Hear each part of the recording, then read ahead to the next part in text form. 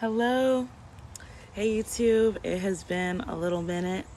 I just had a message on my heart, on my mind. And I guess maybe like three messages that I want to boil it down to. So the first is that there is always something to learn. Keep learning. My father is really big on ongoing education and has always been was a big NPR person. I'd be in the car can we listen to some music? I was in school all day and I really don't need to hear this. Same thing with anyone whose parents used to listen to Clark Howard, just those really informative radio segments and stations. And now I find myself really a big fan of YouTube. Not exactly podcasts yet, but the format of YouTube long form essays and people who really are deep diving into random topics to me, but things that they really care about that can really give a window into a little bit more of what's going on in the world, either currently or kind of historically, right? So I'm just encouraging folks to lean in to education, and even education within your career field. So that was kind of mentioning things that are open-ended and just interest-based and available at your leisure. I have a really good friend who's always learning about random historical things. She sent me a video the other day, shout out to you, Brittany, about the queens that have the most children. But there's also educating yourself within your field and in things that build your confidence. So I think for me, in the sense of yoga at this time, I know that I have really progressed as an instructor since I had my yoga teacher training. But I'm in a season where it's time to be a student again. I'm still going to, of course, instruct and share what I know. I love being of service and guidance to others in that way.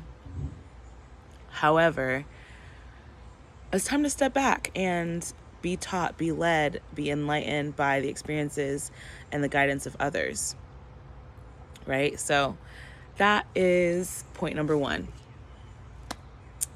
Point number two, I have been going through a bit of a transition in my personal life following professional shifts as well. And in the sense of literal location, physical location, as well as where you are in your life journey and your path, I want to encourage myself and you listening or watching to embrace where you are as much as where you want to be, right? Recognize, acknowledge that we're always building and we are always moving, whether it's forward, back, side to side, the path is not linear. But getting distracted by what is too far in front of you or the visions that you had.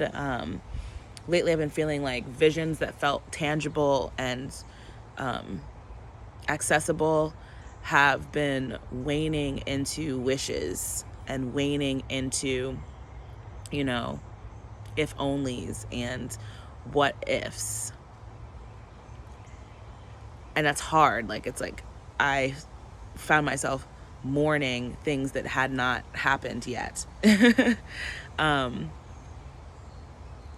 can laugh about it now, but that's just because I think I am on the other side of a little piece of learning, a little piece of awareness, which is to say, yes, I was in mourning of what could be, what could have been, what I hoped for. And where I wish I could be if only things were different. But in reclaiming some of that energy or in processing those feelings, I was really surprised or conflicted, because I also felt grateful. I also was observing things that were beautiful about where I am, and almost felt bad for feeling that mourning, that sense of mourning. And of course, multiple things can be true at once. So in kind of working through all of that, that's the message that I settled on after tears, after conversations with loved ones, after some quiet moments and reflections. Embrace where you are as much as where you wish you could be, if not more.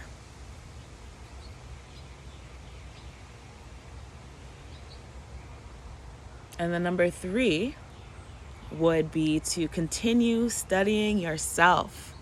Self-study, svadhyaya, right?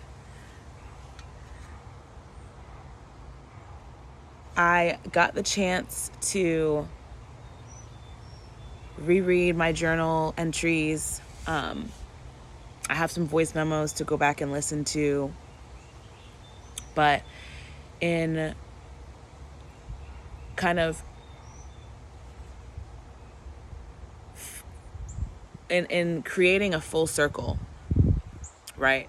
In creating a practice of self-study, there's multiple pieces, like multiple parts. So, there's the releasing in the form of journaling, in the form of recording voice memos. So I really wanted to work on my throat chakra and hear myself speak to myself. There is that release process, which can be, recorded. And then there's like the processing, right? There's the making sense of it. And those things are not going to happen at the same time necessarily. Sometimes, sure. But a lot of times they don't happen simultaneously.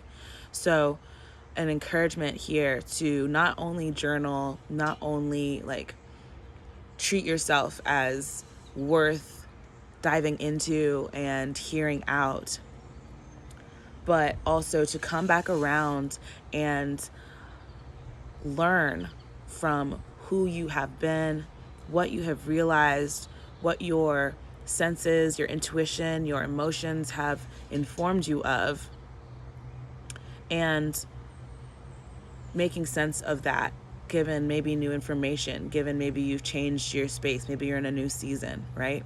So those things are still valid, but you can actually analyze them a little bit and really study yourself as a complex being, never just in one place, or never just beholden to what you feel in the moment, right? Because what you feel in the moment is legitimate as well, but it can be, you can give yourself that context, that fullness, by showing up for yourself in multiple ways. And then I think, of course, there's a third element to that study, to any study, which is application, right? Actually practicing and exercising ways of being built on what you have experienced, learned, developed, maybe created for yourself. So those 3 messages, I'm going to keep this straight to the point. Number 1, keep learning. There's always things to learn, through videos, through experiences, through reading. Number 2, embrace where you are. Embrace yourself, embrace your environment. And number 3, study yourself. Whether that's in the creating the course by releasing yourself, your inner thoughts and your aspirations and your challenges, or the process of the action of processing what's going on or what has been or what you would love to get to, processing all of those pieces, or the application and holding yourself accountable to knowing better and doing better in that self-study, in that ongoing kind of relationship that we have with ourselves in our many forms, in our complexities. And give yourself some grace throughout all of those. All right. Thank you for tuning in. Like, share, subscribe. If you have any requests, yoga or otherwise, do let me know. And until next time, peace. Take good care.